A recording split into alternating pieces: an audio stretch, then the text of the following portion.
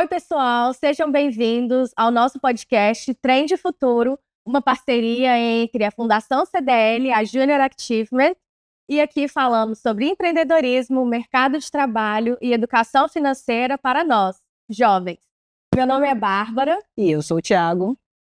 Gente, hoje estamos aqui recebendo um convidado super especial, Jonathan Mendes, que é diretor executivo da JA Minas Gerais. Ele veio contar um pouco para a gente da história dele. A gente está super curioso e animado, né, Bárbara, por esse episódio. Acredito que o pessoal vai gostar bastante de conhecer um pouco da história dele, da sua trajetória. Então, Jonathan, seja muito bem-vindo ao podcast Trend Futuro. Está presente, por favor. Muito obrigado, meninos. É um prazer estar aqui com vocês nesse podcast. Então eu sou o Jonathan Mendes, estou hoje como diretor executivo da Junior Achievement de Minas Gerais. Já são 12 anos, mais de 12 anos, na verdade, na organização. Uma trajetória aí repleta de desafios, mas sempre aí carregada de muito amor e muito impacto social. Vai ser um prazer bater esse papo com vocês, falar de carreira, de trajetória de vida. Vai ser incrível. E o tema do episódio de hoje, pessoal, é de estagiário a diretor executivo, uma jornada de crescimento e propósito. O Jonathan vai contar um pouco para a gente da história dele, de como ele foi dentro de uma mesma empresa, crescendo, alcançando cargos cada vez maiores, né, de mais responsabilidade, e tudo isso dentro de uma das organizações de maior impacto social no mundo. Então, Jonathan, a gente quer começar um pouco voltando no tempo. A gente quer saber um pouco da sua adolescência, quem você era nessa época. Você já imaginava quem você seria hoje, que você chegaria onde você está? Bom, eu acho que é bem legal a gente fazer esse remember aí. Eu acho que é impossível pensar no Jonathan de hoje sem olhar para o Jonathan lá de trás. Então, o Jonathan lá de trás, né, o Jonathan do ensino médio, o Jonathan mais novo, ele é filho da educação pública, então eu acho que isso é muito legal. Então eu estudei a minha vida toda em escola pública de bairro. A gente sabe que hoje a realidade das escolas públicas, que às vezes estão mais localizadas ali nas regiões mais centrais, elas têm uma diferença muito grande da escola pública de bairro. Então eu estudei minha vida inteira em escola pública de bairro. Tive uma coisa que eu acredito que isso para mim foi uma sorte muito grande, que infelizmente muitos jovens não têm essa sorte, né? Eu tive um apoio muito grande do meu pai, um apoio muito grande da minha mãe. Meu pai trabalhou por anos e anos aí de peão mesmo, então de carregar peso, em uma editora. Então a educação ela sempre teve muito presente na minha vida, sempre tive muito livro em casa. Minha mãe faxineira, e mesmo assim, mesmo sem ter ali um grau de instrução muito grande, né, pensando em educação formal, foi alguém que também sempre me incentivou muito a estudar. Então, eu sempre convivi muito com isso, assim. Então, o Jonathan, ele precisava ler muito, ele precisava estudar muito, ele precisava tirar notas boas, então a educação sempre foi uma prioridade muito grande. Acredito que talvez pelos meus pais não terem um acesso, e quando tiveram que parar de estudar muito cedo para poder trabalhar e ajudar em casa. Então, acho que vem muito desse cenário, assim, de um Jonathan que tem pais que enfrentaram desafios para conseguir estudar, pais que valorizavam muito a questão da escola e a educação por não poderem estudar. Meu pai falava várias vezes que o sonho dele era ter formado a 8ª série, mas chegou um dado momento que ele teve que parar de estudar, ou ele estudava, ou ele ajudava no sustento dos 9 irmãos que ele tinha na época. Então ele teve aí essa questão, teve esse desafio, teve que parar de estudar. Então para mim sempre foi muito importante valorizar essa oportunidade que eu tinha, de naquele momento não ter que escolher entre trabalhar ou estudar. Muito legal, Jonathan. E assim, pensando nesse seu início da carreira profissional, como que começou a sua história com a JA? Como que surgiu essa primeira oportunidade de estágio? Foi a sua primeira experiência profissional? Como que você chegou nesse ponto de conseguir esse estágio? Legal. Eu comecei a trabalhar muito cedo, com 14 anos eu já comecei a trabalhar. Quando eu entrei na escola, eu fui avançado um ano sem querer na escola. Então, na época, nós tínhamos ali o prézinho, né, que era o ano escolar antes de fazer o primeiro ano ali do ensino fundamental. Eu fui avançado sem querer, e aí no meio do ano descobriram isso. Minha mãe foi até a escola e falou: não, traz ele pro prézinho, ele tem que fazer tudo certo. Então, mais uma coisa, aquela questão da educação, de valorizar o caminho correto, as etapas do processo educacional. Então minha mãe foi na escola, pediu para me voltar um ano e a escola falou, olha, já passou 6 meses, seu filho conseguiu acompanhar, então vamos deixar ele fazer a primeira série. Mas o que isso desencadeou ali, principalmente no ensino médio? Hoje a gente não tem mais essa situação, mas quando eu estava no ensino médio, para você ser jovem aprendiz, você precisava casar ano escolar com idade. Sim. Então você não conseguia ser jovem aprendiz se você, por exemplo, não tivesse 15 anos e estivesse no primeiro ano do ensino médio. Por ser um ano adiantado, eu nunca consegui ser jovem aprendiz, porque eu sempre estava ou muito à frente ou muito atrás de alguma oportunidade. Então, com 14 anos, eu comecei a trabalhar com o meu pai. Meu pai, além de trabalhar nessa editora, ele trabalhava como garçom nas noites ali de sexta, sábado e domingo. Então, ele trabalhava bastante. Eu comecei a trabalhar com ele. Inicialmente, eu comecei a trabalhar com ele de vassourinha. Eu sempre gosto de contar essa história, é uma história engraçada, porque o vassourinha nada mais é do que aquela pessoa que ali em uma festa ele carrega, e é uma vassourinha mesmo, que ela é pequenininha, e uma latinha para poder manter o chão sujo. Manter o chão limpo, na verdade, né? Manter o chão sujo não, manter o chão limpo. Então eu comecei a trabalhar como vassourinha, depois eu trabalhei muito tempo como copeiro, fui garçom, cheguei a trabalhar como maître também, tive a oportunidade de ir em um evento coordenar meu pai. Então foi uma situação assim, bem engraçada, e isso de 14 até mais ou menos ali 18 anos. Então o meu ensino médio todo, por não conseguir ser aprendiz, eu trabalhava ali muito linkado dessa parte de fazer esses bicos ali aos finais de semana. Depois disso, eu comecei a fazer um curso profissionalizante, então o pessoal apareceu na minha escola, oferecendo a possibilidade de um curso gratuito de montagem e manutenção de computadores, e eu sempre fui uma pessoa muito curiosa. Então acho que isso é legal, porque uma das coisas que me trouxe aqui hoje, no sentido profissional, acho que é muito essa curiosidade. Então tudo que tinha de oportunidade, às vezes eram capacitações que inicialmente eu não tinha nenhuma afinidade, mas eu era muito curioso, eu queria participar. Então apareceu essa oportunidade de um curso gratuito de montagem e manutenção de computadores. Eu fui até a instituição que estava oferecendo esse curso. De fato, era um curso gratuito. Eu lembro que eu já fui ali meio desconfiado, pensando, vai ter alguma coisa ali por trás. Vou ter que pagar. Mas vou, assim. Eu acho que, às vezes, mesmo desconfiando de alguma oportunidade, assim, lógico, fui com meu pai, fui com a minha mãe, fui com os responsáveis ali, né, para me resguardar de alguma forma. Mas a gente tem, às vezes, essa desconfiança de uma oportunidade ou outra, e assim... Não, isso já aconteceu comigo. Uma vez eu recebi uma proposta, né, de, vem aqui conhecer um curso, você vai conseguir seu primeiro emprego. Aí a gente chega lá e eles estão querendo te vender um curso, na verdade, não é nada gratuito. A gente desconfia, né, do que tudo que é bom, tá bom demais para ser verdade, né? Mas assim, eu acho que vale olhar. Então, assim, tem alguma oportunidade, parece boa demais para ser verdade? Se você tem a possibilidade ali de ir com o seu responsável, ou ir com algum amigo, alguém que possa ser ali o seu background, o seu suporte, caso aquilo de fato não seja o que está sendo prometido. Mas dei a sorte de ser, então de fato era um curso gratuito, eu fiz esse curso, acabou que eu optei depois pagando, né, o meu pai conseguiu se esforçar ali e pagar outros cursos nessa mesma instituição. Nessa instituição eu acabei depois tornando instrutor de curso profissionalizante nela, então com 17 para 18 anos ali, eu já estava dando aulas de cursos profissionalizantes, e ali eu dava aula de auxiliar administrativo, secretariado, departamento pessoal, Windows, Word, Excel, tinha aula para isso, diverso. gente. Tinha aula. Um pouco de tudo. Não, tinha aula de internet, eu dei aula de internet, digitação, então... e foi ali que eu descobri a primeira aptidão, assim, que eu tinha, sabe? O primeiro interesse, que foi para a área de tecnologia. Então, começou ali, falei, poxa, eu tenho que fazer alguma coisa voltada para TI. E aí, trabalhando ali, né, trabalhando com essa questão desses cursos, eu entrei na minha primeira faculdade, que foi a Faculdade de Sistemas de Informação. Porque, como eu gosto de computador, eu acredito que eu tenho que trabalhar com TI. E super em alta também, né? No ano que você começou também a fazer faculdade. Interessante ver como que o conhecimento realmente abriu portas, né?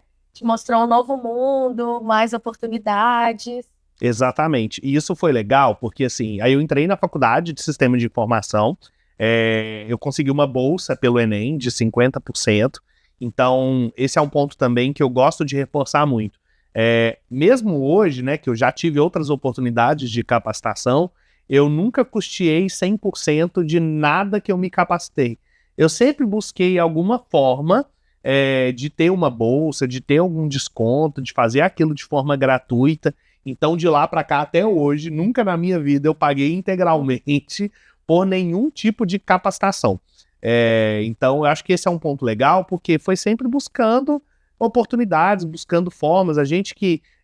eu era morador da Zona Norte de Belo Horizonte. Então, assim, a maioria dos meus amigos, hoje, infelizmente, não tiveram essa mesma oportunidade de estar trabalhando. Alguns, eu nem digo amigos, assim, pessoas que conviveram comigo ali muito na infância.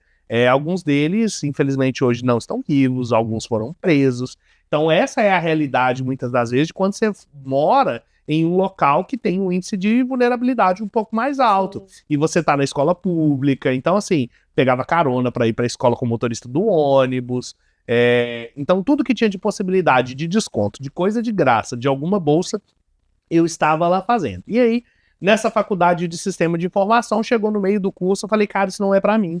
Eu não dou conta dessa tela preta e de desenvolver as letrinhas verdes. Cara, isso não é para mim, isso não dá certo. Só que com isso, como eu fiz metade do curso de sistema de informação, me deram um diploma de análise e desenvolvimento de sistemas, porque os dois cursos caminhavam juntos. Na metade se formava a turma de análise e desenvolvimento de sistemas, na outra metade continuava quem fazia sistema de informação. Então, saindo do TI, eu fui para uma área completamente oposta, que foi design gráfico. Então, fiz um curso técnico de designer gráfico. Então, foi bem legal, assim, foi uma coisa que eu gostei muito de fazer. Essa parte de criatividade, eu consegui explorar muito a criatividade ali. E depois eu fui para o curso de relações públicas. Mais uma vez, design gráfico com bolsa de 100%. Na época, nós tínhamos uma prova que se chamava PEP, uma espécie de Enem para cursos técnicos aqui no estado. E fui para Relações Públicas com 100% de bolsa também pelo Enem, pelo ProUni, né? E formei no curso de Relações Públicas e foi aí que eu tive o contato com a JA. E foi um contato que foi muito engraçado, porque até hoje eu não sei como ou quem encaminhou o e-mail com essa vaga para mim. Então foi um momento que eu estava ainda trabalhando nessa instituição de formação. Na época eu estava substituindo o gerente de uma das unidades, eles tinham várias unidades em Belo Horizonte, eu estava substituindo, ele estava de férias. Então já estava ali olhando para essa parte de tecnologia, eu já trabalhava numa empresa que trabalhava com tecnologia, eu já estava exercendo um papel ali de liderança, mesmo sem saber ali muito bem como era aquele papel. Já inserido também no mercado de trabalho, né? Já inserido, exatamente, mas eu queria trabalhar com comunicação. Eu estava em relações públicas, eu gostava muito de comunicação, e eu sabia que em algum momento eu precisaria dar esse salto, quase que esse salto de fé, de sair de onde eu estava para ter uma experiência na área de comunicação, porque eu tinha muito medo de me formar na área de comunicação e sem nenhuma experiência não conseguir um trabalho na área. Sim. Então, chegou esse e-mail para mim, eu lembro muito claramente assim. Eu lembro que eu olhei e falei, meu Deus, como é que pronuncia esse nome? Não faço ideia, mas mandei meu currículo, me chamaram para entrevista, e aí na hora que eu cheguei lá, foi um processo que foi super legal, muito bem conduzido pela pessoa que conduziu esse processo. Hoje eu até tiro muitas experiências assim de como esse processo foi conduzido, para conduzir processos dentro da JA, foi muito leve. Eu saí aprendendo muito. Ok, que foi um processo seletivo que eu fui aprovado, mas mesmo se eu não tivesse sido aprovado, ele foi muito leve, ele trouxe muitos insights legais, sabe? A pessoa que conduziu muito bem. E aí cheguei na JA Minas Gerais. Cheguei lá em 22 de março de 2012. Olha, ele lembra a data exata. A data exata, Muito exata. Então, cheguei lá, vi uma equipe super animada, uma equipe muito engajada, muito unida, um ambiente muito massa de se trabalhar, sabe? E eu cheguei ali como único estagiário da área. Então, ali começou a jornada de um estagiário sozinho no setor de comunicação, mas que queria muito viver tudo da comunicação. Jonathan, muito legal ver essa sua trajetória, né? Que você passou por várias áreas de atuação do mercado de trabalho, coisas bem interessantes, né? E ver essa construção até você chegar na área de comunicação, né, conseguir esse primeiro estágio. E uma coisa muito interessante que você trouxe foi sobre saber aproveitar as oportunidades, né, como bolsas de estudo. A gente trouxe até um dado aqui do IBGE, no ano passado, que mostrou que em 2024, entre as pessoas que frequentam ou já frequentaram um curso de graduação no país, 72% vieram de escolas públicas. O mesmo foi observado nos cursos de pós-graduação. Então, existem possibilidades, né, como o SISU, ProUni, FIES, e cabe aos jovens procurarem ir atrás dessas oportunidades. Eu mesmo, por exemplo, fiz a minha graduação com o ProUni, né, uma bolsa de 50%, e que para mim foi essencial para a minha graduação, para eu ter conseguido concluir essa faculdade. Jonathan, e você falou uma questão da sua vida profissional muito interessante, que foi começar como estagiário na área de comunicação, e a gente sabe que hoje você tem um cargo de liderança dentro da JA.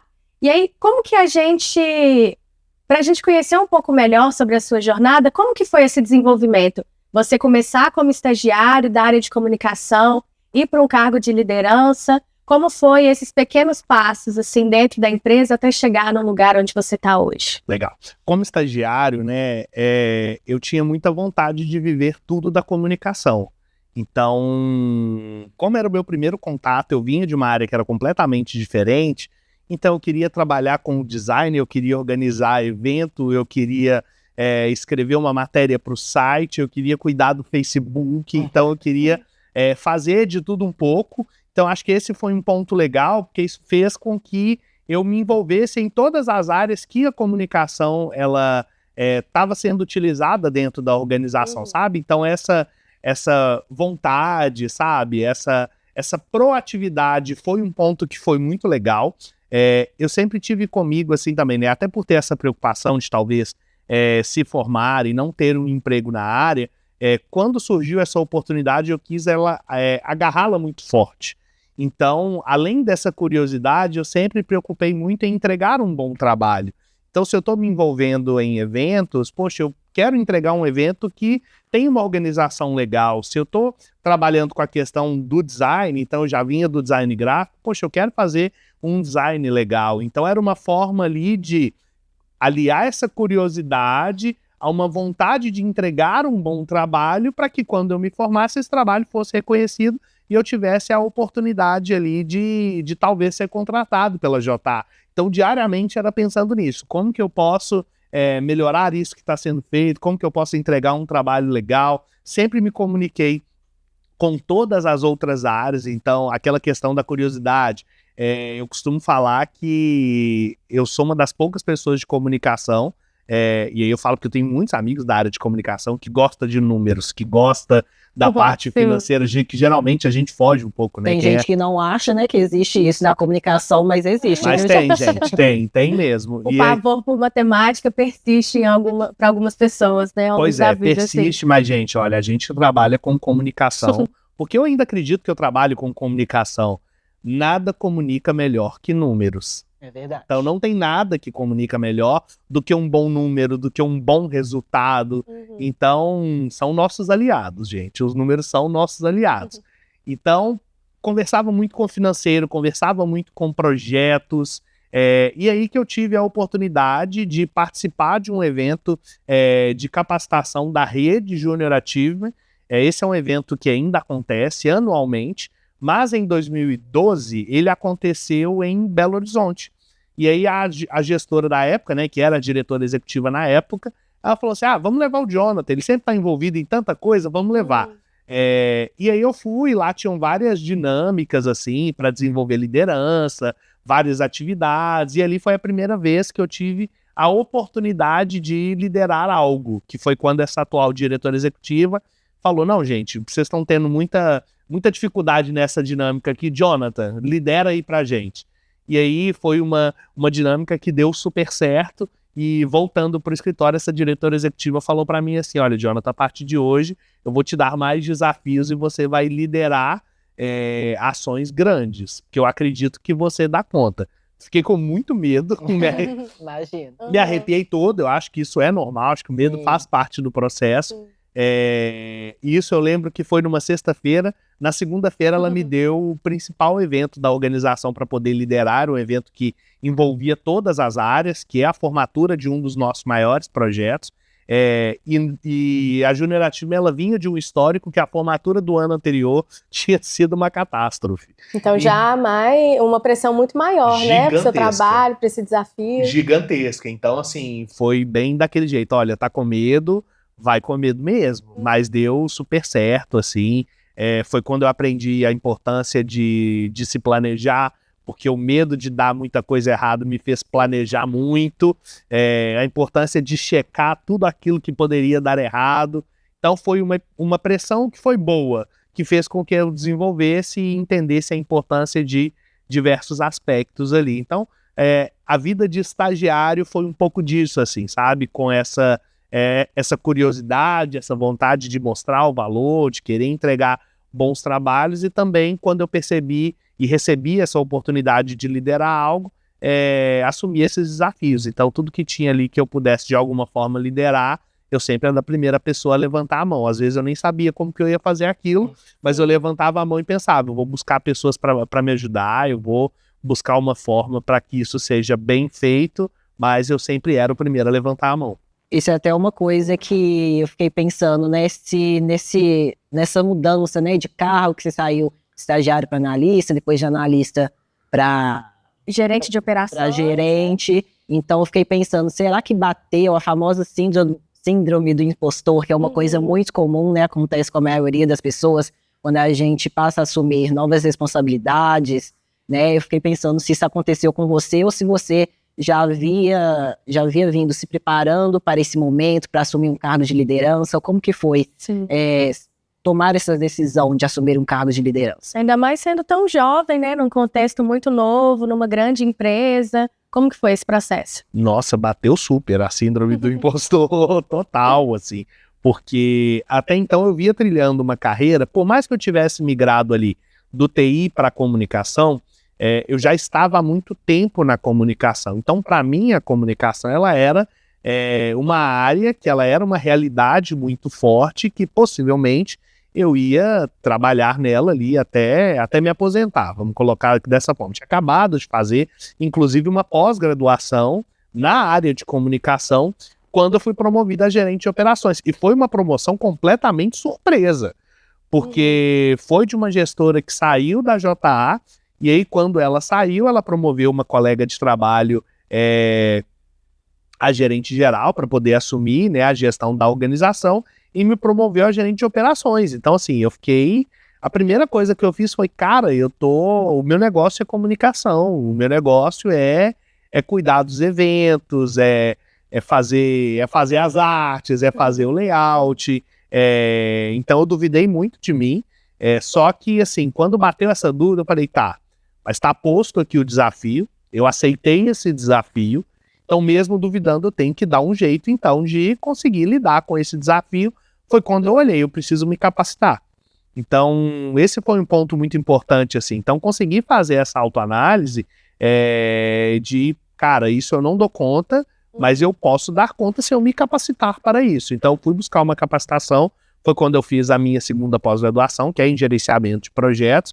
Então, assim, bateu a síndrome do impostor, do cara, eu não vou dar conta, talvez esse cargo não fosse para mim, só que depois, ao longo do tempo, à medida que eu fui me capacitando, fazendo essa pós-graduação, eu fui percebendo que mesmo na comunicação, eu exercia liderança em vários pontos. Então, em vários momentos, eu estava liderando ações, eu estava guiando pessoas dentro de processos, e aí eu entendi que o meu papel enquanto gerente de operações era muito mais do que conhecer cada detalhezinho minucioso da operação, era conseguir conduzir as pessoas para atingir os resultados que eram esperados pela JA, claro, conhecendo a operação, isso é muito importante, mas era um trabalho muito mais de gestão das pessoas, do que o detalhe mínimo técnico que está lá na ponta. Esse detalhe mínimo técnico, ele é dominado pelo analista do projeto que está conduzindo este projeto.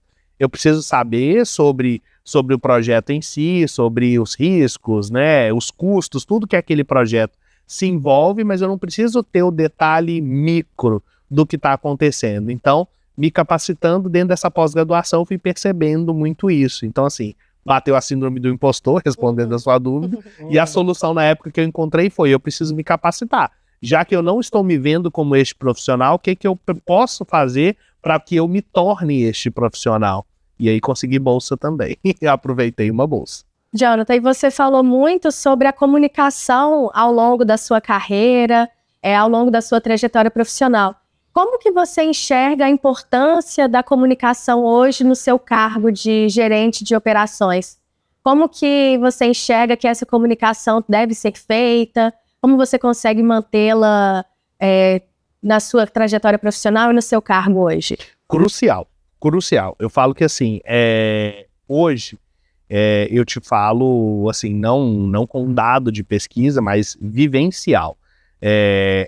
80% de qualquer problema que acontecer hoje na Junior Achievement, possivelmente a raiz desse problema é alguma coisa que não foi bem comunicada.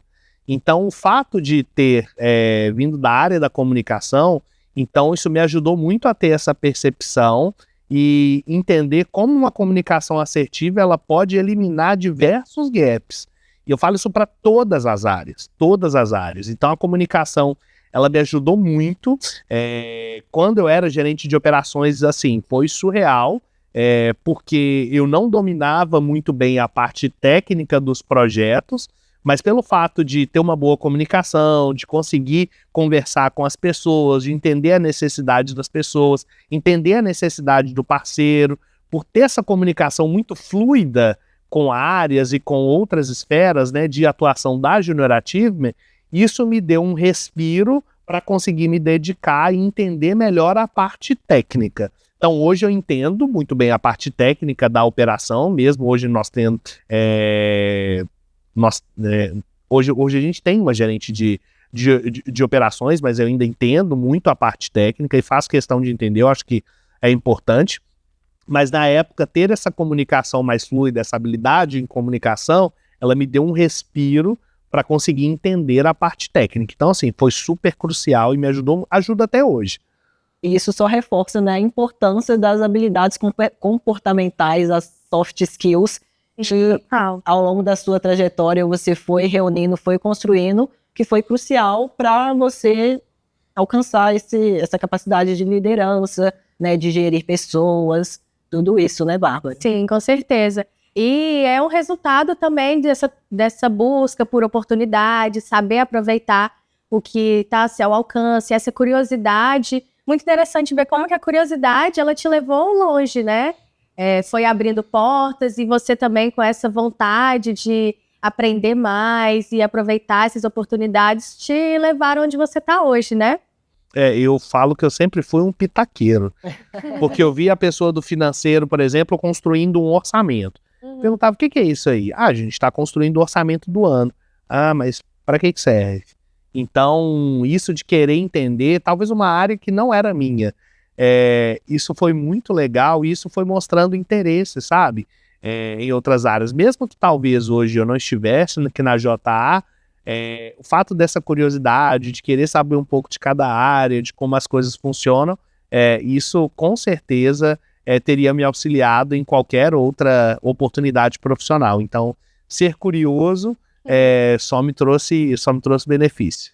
Legal demais. E agora falando um pouco mais sobre desafio, a gente quer fazer um bate-bola com você, Jonathan. Um jogo rápido. Um jogo rápido. Show. A gente quer passar pelos estágios que você passou, pela sua trajetória, e a gente quer que você conta um desafio daquela fase. Então, por exemplo, começando pela fase de estagiário, qual foi o principal desafio que você acredita que você passou nessa fase de estágio? Eu acho que o principal desafio, assim, da questão do estágio foi muito a questão da gestão do tempo. E aí talvez isso seja uma particularidade minha, porque quando eu saí de onde eu estava antes para ir para a JA, eu tive uma redução ali de, financeiramente falando, é quase como eu passasse a receber 1/3 do que eu recebia antes. Então, mesmo sendo estagiário, eu queria fazer alguma coisa por fora, mas eu tinha que estudar e eu também queria entregar bons resultados. Então, tive um desafio muito grande de gestão do tempo, de conseguir gerir isso tudo e definir prioridade, sabe? Então, deu tudo certo no final das contas, mas poderia não ter dado. Então, essa questão de priorizar de fato, levar a sério, entender que aquilo é uma oportunidade, e tratar aquilo da melhor forma, sem tentar buscar outras distrações, eu acho que teria me dado menos trabalho, porque foi um desafio muito grande a gestão do tempo.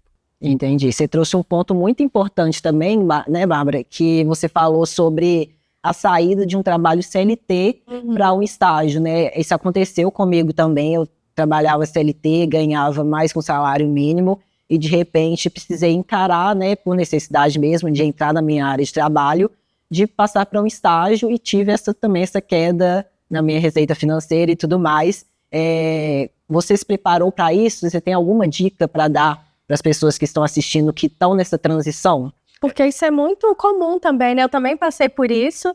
Eu tinha um trabalho CLT, aproveitando as oportunidades da faculdade, eu também tive que fazer essa escolha de voltar a fazer um estágio. Então é muito legal saber que essa é uma realidade que muitos jovens, né, passam por isso.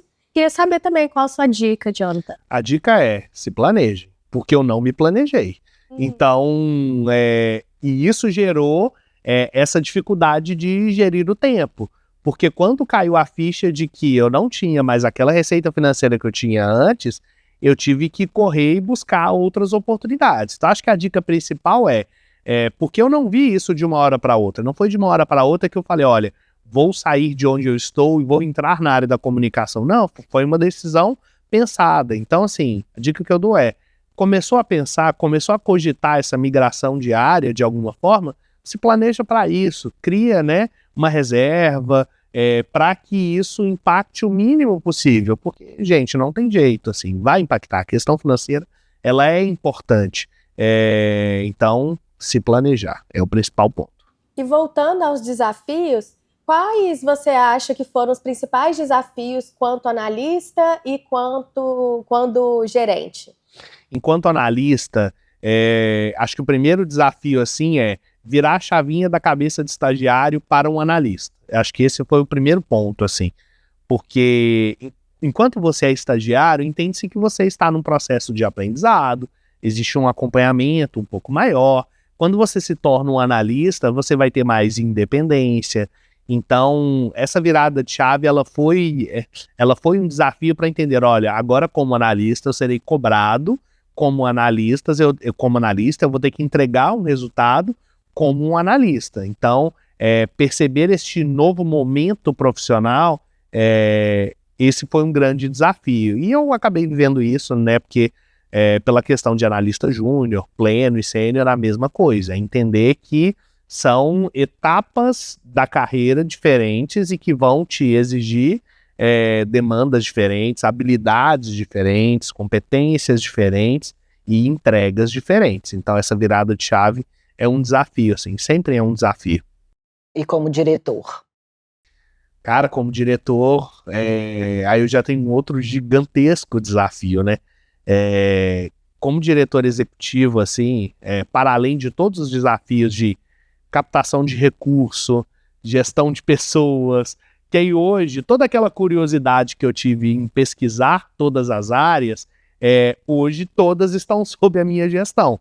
Então, o desafio primeiro, assim, é ter boas lideranças nas áreas. É um grande desafio ter boas lideranças, e eu falo que eu sou uma pessoa abençoada hoje por ter isso, assim. Então, tenho pessoas competentíssimas em todas as áreas da Generativa Minas Gerais, pessoas que confiam de olho fechado. Então, mas esse é um grande desafio, ter pessoas tão boas e tão competentes enquanto liderança. Esse é um grande desafio. E um grande desafio, assim, eu sempre falo, enquanto diretor executivo, o meu principal papel é manter a organização funcionando, mantê-la de pé, mantê-la de forma sustentável,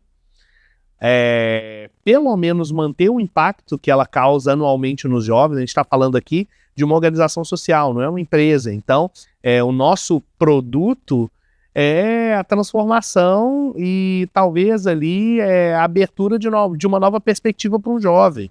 Então é muita responsabilidade você estar à frente de uma organização que tem a possibilidade de impactar vidas de jovens. Não é um produto que você coloca, que você pode fazer uma promoção, que você vai vender muito. Não, a nossa matéria-prima é algo que é muito caro e é muito precioso. A gente está falando de jovem, não dá para fazer de qualquer jeito. Então esse é um grande desafio que me motiva muito. E um outro grande desafio eu tenho pessoas que trabalham comigo na Generative.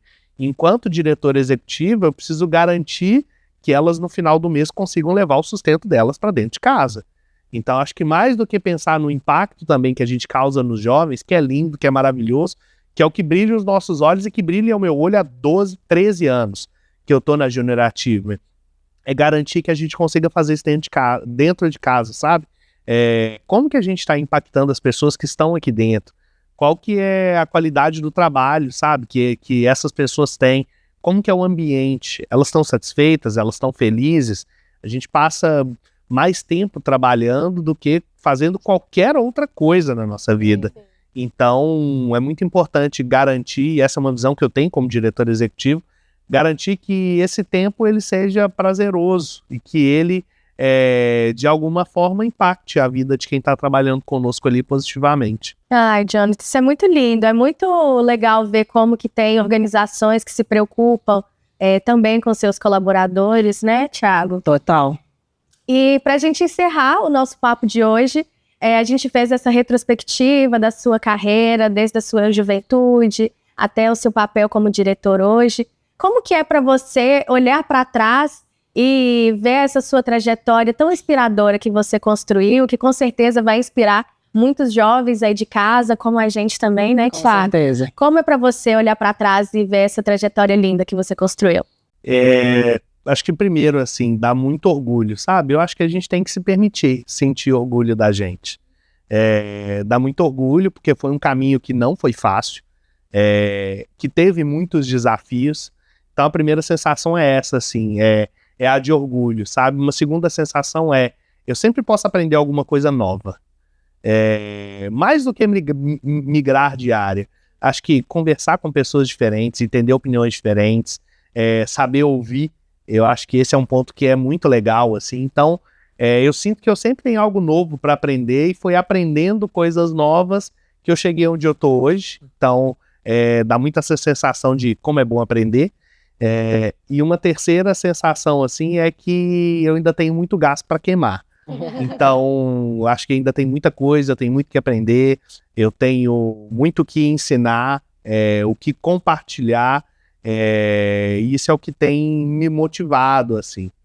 Ai, Jonathan, pode ter certeza que a gente aprendeu muito com você hoje aqui também. Que bom, fico feliz. O pessoal aí de casa, com certeza. Muito obrigada pelo nosso papo hoje, né, Thiago? É isso, foi incrível, eu amei cada momento, cada aprendizado demais aqui, ter esse papo agradeço, foi incrível. Gente. Muito obrigado, viu, Jonathan, pela sua presença. Obrigado, gente, contem comigo e valeu o convite, foi muito bom estar aqui. E é isso, né, Bárbara? Até o próximo episódio. E a gente fica por aqui. Tchau. Tchauzinho.